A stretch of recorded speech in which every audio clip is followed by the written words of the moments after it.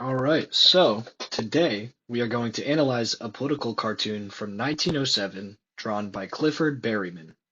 This cartoon focuses on President Theodore Roosevelt's approach to trusts, large businesses that controlled entire industries in the early 1900s. As we've discussed in class, Roosevelt was known as a trust buster because he believed some trusts harmed the economy and needed to be controlled or broken up. This cartoon gives us insight into how people at the time viewed his policies. So, when analyzing political cartoons, I like to start by identifying key symbols and details that stand out. I also write down what I think each symbol means to keep track of my thinking. So, when looking at this photo, the first thing I notice is Theodore Roosevelt. He's dressed as a hunter and is holding a rifle. Since he's the most detailed figure, it tells me he's the focus of the cartoon. His clothing also makes me think the cartoonist is comparing his actions against trusts to hunting. So I would write down Roosevelt equals hunter, and I would also write down trust busting compared to hunting. Now, I see two bears with labels. Political cartoons often use labeling to make sure their message is clear. One bear is labeled bad trusts. It's dead on the ground.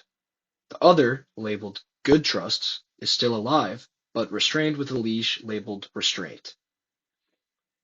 That tells me Roosevelt didn't eliminate all trusts, just the ones he considered harmful. So I would write down bad trusts equals destroyed, good trusts equals restrained by government. Now looking in the background, I notice an unlabeled bear carrying a sack with what looks like destroyed trusts inside. It's a little harder to interpret. Maybe it represents businesses that weren't affected by Roosevelt's trust busting, or maybe it's the trust owners, like Rockefeller or JP Morgan, taking their money, and leaving. Since it's not labeled, it's open to interpretation. So I would write down unlabeled bear equals question mark, trust owners question mark, small businesses question mark. Like I said, it's a little open to interpretation. Finally, there's a small sign labeled White House in the background. It's not very noticeable, but it confirms that the cartoon is about the president.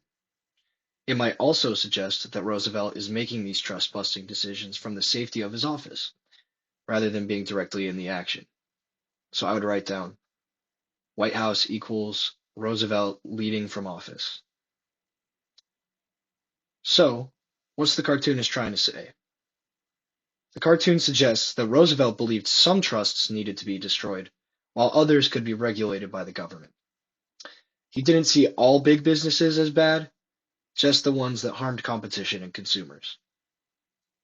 Now, does this cartoon support or criticize Roosevelt's actions? Roosevelt is shown as confident, in control, and successful in this cartoon. There are no negative exaggerations. He's not portrayed as angry or ruthless or grotesque. This makes me think the cartoonist likely supported Roosevelt's trust-busting efforts. But let's think. What if this cartoon had been drawn by a business owner in 1907? Would it look the same? Probably not. Some business leaders saw Roosevelt as too aggressive, arguing that he was harming the economy. If this cartoon were from a business-friendly newspaper, we might see Roosevelt depicted as a villain, perhaps angrily destroying businesses rather than hunting bad trusts. This brings us to an important lesson.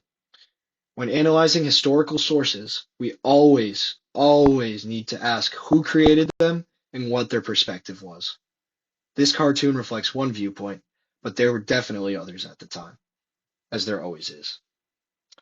Today, we examined a political cartoon to determine its central idea and analyze the artist's perspective. We saw how Roosevelt was portrayed as a hunter of trusts, how some trusts were labeled bad and eliminated, while others labeled good or just restrained. The cartoonist seems to support Roosevelt's policies, but not everyone in 1907 would have agreed. Political cartoons are powerful tools for understanding historical debates, but we always have to think critically about who made them and why. Thank you.